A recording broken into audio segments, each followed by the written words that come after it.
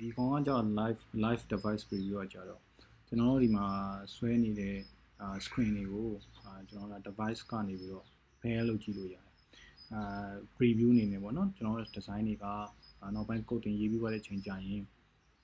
ဘယ်လိုပုံစံမျိုးဖြစ်မလဲဆိုတော့ဒါလည်းဒီမှာအရင်တွေ့တယ်ဗျ Figma လေကျွန်တော် sketch တို့Adobe HD မှာတော့ကျွန်တော်မဆန်းဘူးသေး sketch မှာဆိုရင်ကျွန်တော်ကြိုးတွေပါတယ်ချိတ်ရတယ်ပေါ့ device ကကြိုးတွေပိုင်းနဲ့ချိတ်ပါတယ် device installation လုပ်ပါတယ်ဒါမှမဟုတ်ကျွန်တော်တို့ကဒီinvasion ဆိုတဲ့ tab တွေတစ်ခုကိုကျွန်တော် upload လုပ်ရတယ်ပြန်ကြည့်ရတယ်ပေါ့နော်ဒီမှာကြောက်ရလို့မဟုတ်ဘူးဗျဒီကောင်ကကျွန်တော်ဒီကောင်က screen record ဆိုတော့ကျွန်တော်ဒီတိုင်းပဲပြပြလိုက်မယ်တော့ Figma ကသူကဘယ်လိုပုံစံမျိုးလဲဆိုတော့သူ့ကိုapp store ရန် download လုပ်လိုက်ပေါ့နော်ဖုန်းမှာပဲiOS ဆိုရင် iOS app store ဒီ Android ဆိုရင်Google app store မှာ download လုပ်လိုက် download လုပ်သွားရင်လုပ်ပြီးသွားရင်ကျွန်တော်တို့ဒီမှာ login ပါတယ် login ပါတယ်ပေါ့နော် login မှာဆိုရင်သူက same account ဖြစ်ရမယ်ပေါ့နော်ကျွန်တော်ဒီ browser မှာဝင်ထားတဲ့ account name ရယ်ဒီ device မှာခုန installation လုပ်လိုက်တဲ့ app မှာဝင်ထားတဲ့ device account name ရတူအောင် same account ဖြစ်ရမယ်ပြီးသွားရင်ကျွန်တော်တို့ကဒီ app book မှာရှိတဲ့ကိုကြည့်ကျင်တဲ့ app book ကို select ပေးလိုက်တာနဲ့ဒီဘက်က device မှာလာပို့ mobile device မှာလာပို့iOS ဆိုရင် iOS device မှာလာပို့တယ် Android ဆိုရင် Android device မှာလာပို့တယ်အဲ့လောက်ထိသူကလွယ်ပဲလုပ်ထားတာပေါ့နော်အဲ့လိုမျိုးဒီကောင်ကတော့ကျွန်တော်တို့ကဒီ font installer ကကြတော့ဒီ desktop app တွေတော့မလို့ဒီကောင် installation လုပ်စရာမလိုနော် okay အဲ့တော့ကျွန်တော်ကဒီ download လုပ်မယ် download လုပ်ပြီးတော့ဒီမှာ installation လုပ်လိုက်ဆိုရင်ကျွန်တော်တို့ Figma installation ရပြီကျွန်တော်မှာတော့ installation လုပ်ပြီးသားရှိတယ် installation လုပ်ပြီးသားရှိတယ်ကျွန်တော်ဒီမှာပထမဆုံးဒီသူ့ရဲ့ interface ကိုကျွန်တော်ပြောပြမယ်သူ့ရဲ့ interface က home မှာကျတော့သူကဒီ app နဲ့ချိန်တာဒီ web နဲ့တခါချိန်တာ explore ဘာရှိလဲဘာတွေnews and the feature file တွေ template တွေtop plugin တွေတော့ဒီမှာရှိတဲ့ဒီ Figma မှာရှိတဲ့ဥစ္စာအကုန်လုံးတော်တော်များများဒီမှာ download လုပ်လို့ရတယ်တော်တော်လေးကောင်းတယ် UI kit တွေပါတယ်ဒီမှာ download လုပ်လို့ရတယ်သူများဘယ်လိုဆွဲထားလဲ download လုပ်ပြီးကြည့်လို့ရတယ်ဒီမှာဒီလို app တွေပါတယ်ဆိုရင် download လုပ်ပြီးကိုယ် setting ဒီ app မှာလာကြည့်လို့ရတယ်ကိုက plugin တွေ download လုပ်မယ်ဆိုရင်တော့ plugin ကိုရွေးမယ် plugin download လုပ်မယ်ကျွန်တော် recommend ပေးတဲ့ plugin တွေရှိပါတယ် Unsplash ဆိုရင်ဒါ Unsplash ပါကျွန်တော် installation လုပ်ထားတယ် Unsplash ကသူကဟိုဓာတ်ပုံတွေပေါ့နော်ဒီကအပြင်ဓာတ်ပုံတွေတခါလေinstallation တခါလေးယူသုံးလို့ရတဲ့ plugin ပေါ့နော် Unsplash ပြီးရင် confine နဲ့ကျွန်တော်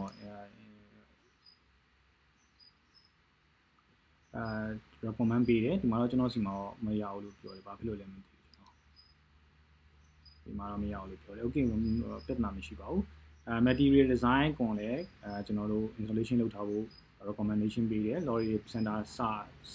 ဟိုပါဘောနော် lorry တက်ဖို့အတွက် installation လုပ်ဖို့ပေးတယ်ပြီးတော့ auto flow ဒါ flow အတွက်လည်းကျွန်တော် recommendation ပေးပါတယ်เนาะဒီကောင်လေး installation လုပ်ဖို့ပြီး wireframe ဒါ wireframe တွေဆွဲဖို့အတွက်ကျွန်တော် installation လုပ်ထားတဲ့ဥစ္စာပါ icon ကဘာလို့မရလဲကျွန်တော်မနေ့အောင်ရသေးတယ်သုံးနေတယ်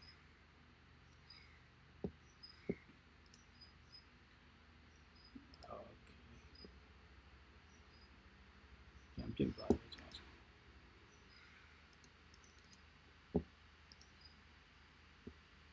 ော် install တဲ့မှာကျွန်တော် install လုပ်ပြီးပါပါเนาะဒီကောင် icon လေးတွေအတွက် install လုပ်လို့မရဘူးဆိုရင်သူ့ကိုတစ်ချက်နှိပ်လိုက်နှိပ်ပြီးတော့အမှ community မှာတွားပြီးတော့လုပ်လို့ရပါတယ် okay ကျွန်တော်ဖြစ်ပေးလိုက်နော်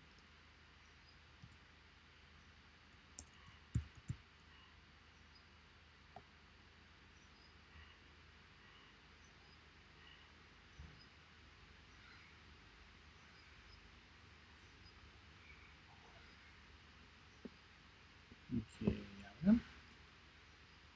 ဒါက above ပေါ့နော် above ပါဒီကောင်က layer ကျွန်တော်တို့ဒီ designer တွေအတွက်တော့ဒါတိတ်ပြောရမလို့ဒီ layer မှာကျွန်တော်လာပြမယ်ကျွန်တော်တို့ထည့်တဲ့shape တွေကျွန်တော်ထည့်တဲ့ type စလုံးရိုက်တဲ့ဥစ္စာတွေစလုံးအကြီးပေးပါညာအကုန်လုံးဒီမှာလာပြမယ်ပြီးရင်ကျွန်တော်ထည့်တဲ့ image တွေဒီမှာလာပြမယ်နော် layer access ကကြတော့ကျွန်တော်တို့ကကျွန်တော်ထုတ်ပေးလိုက်တဲ့ ပုံတွေပေါ့နော်ဒီမှာပြင်ကျွန်တော်တို့ icon တွေထုတ်ပေးထားတယ်ပုံတွေဖြတ်ပေးထားတစ်ခါဖြတ်ပေးထားပါပေါ့နော်ဒီမှာတစ်ခါဖြတ်လို့ရတယ်ဖြတ်ပေးထားတဲ့ပုံ access တွေဒီမှာလာပြမယ်ဒီကောင်က page ကကြောင့်ကျွန်တော်တို့ပြန်ခွဲလို့ရတယ် page ကို1ပြီးနောက် page တွေထပ်ထိုးခြင်းဒီမှာ plus sign တွေထိုးပြီးကိုကြိုက်တဲ့ page တွေခွဲပါပေါ့နော်ဥပမာပြင်ကျွန်တော်တို့ဒီ website တွေမှာဆိုရင် home page ပြီးသွားရင် about us မှာဆိုဘယ်နှ page ခွဲမယ် product မှာဆိုရင် product page ရှိမယ်ပြီးသွားရင် product listing page ရှိမယ်ပြီးသွားရင် product detail page ရှိမယ်ပြီးရင် product ကိုဝယ်လိုက်တဲ့ page ရှိမယ်လိုမျိုးပေါ့နော်ကိုကြိုက်လိုမျိုးနာမည်ပေးပြီးတော့ page တွေခွဲသွားလို့ရတယ်layer ပေါ့နော်ဒါက layer နဲ့ access နဲ့ page နဲ့ပတ်သက်တဲ့အပိုင်းနော်ပြီးတော့ရင်ဒီဘက်ကကျတော့သူက3ပိုင်းရှိတယ်ဒီဘက်မှာကျတော့design ကကျွန်တော်တို့ဆွဲမဲ့ design ပေါ့နော်ကျွန်တော်တို့ယူလိုက်တဲ့ tools ပေါ်မှာမူတည်ပြီးတော့ဒီက interface ကပြောင်းတော့မှကျွန်တော်တို့ type 2ကိုယူလိုက်တယ်ဆိုရင်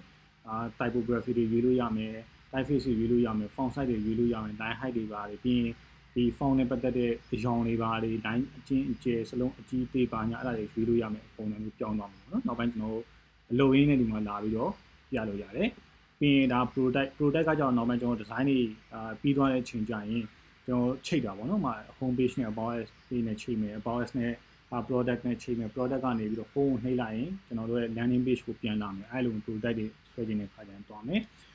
ဒါကကြတော့ inspect ကကြတော့ကျွန်တော်တို့ဆွဲလိုက်တဲ့ကျွန်တော်တို့ဒီ designer တွေအတွက်တော့တိတ်ပြီးတော့မလိုဘူးဒါပေမဲ့နောက်ပိုင်းကုတ်ရေးတဲ့အခါကျရင်ကုတ်ရေးတဲ့သူတွေအတွက်ကဒီကောင်က inspect ကအရေးကြီးပါတယ်မှာပြင်ကျွန်တော်တို့ rectangle ကိုဆွဲလိုက်တယ်ဆိုရင်အဲ့ rectangle ရဲ့အခြေအဘယ်လောက်ရှိလဲအမြင့်ကဘယ်လောက်ရှိလဲ rectangle မှာ background ပိုင်းအဲ့ background color ဘာလဲပြီးတော့ရင်အဲ့ rectangle မှာကျွန်တော် border ပိုင်းအဲ့ border ရဲ့ size ကဘယ်လောက်ရှိလဲပြီးတော့ရင်အဲ့ rectangle ကအနားလေးခုံးထားလားအဲ့ဒါဆိုရင် size ကဘယ်လောက်အဲ့ခုံးထားတဲ့ size ကဘယ်လောက်ရှိလဲအားလုံးဒီမှာလာပြီးတော့ကြည့်လို့ရပါတယ်ပြီးရင် copy ကူးပြီးတော့ကိုယ့် design ထဲမှာ CSS နေထည့်လို့ရပါတယ်နော် okay ဒါကကျွန်တော်တို့ဒီ interface ပေါ့နော်ဘယ်ဘက်မှာရှိတဲ့ဥစ္စာနဲ့ညာဘက်မှာရှိတဲ့ဥစ္စာနှစ်ခုပြီးတော့ကျွန်တော်ဒီဘက်မှာဒါဆိုရင်ပြောင်းပြီးဘာမှမရှိဘူးကျွန်တော်တို့က design တစ်ခုစဆွဲမယ်ဆိုရင်သူ့ကိုabbout ယူပေးရတယ်အဲ့ abbout ကကြောက်ဒီမှာ abbout ကိုယူလိုက်တယ် abbout မှာဆိုရင်ကျွန်တော်တို့ကအများကြီးရှိတယ်ဘာကျွန်တော်ကဘာဆွဲမှလဲဆိုတာအရင်ဆုံးသတ်မှတ်ထားရတယ်ကျွန်တော်က mobile နဲ့ပတ်သက်တဲ့ design ဆွဲမှာလားဥပမာ mobile design ဆွဲမှာ mobile design ဆွဲမယ်ဆိုရင်ဒီမှာရှိတယ်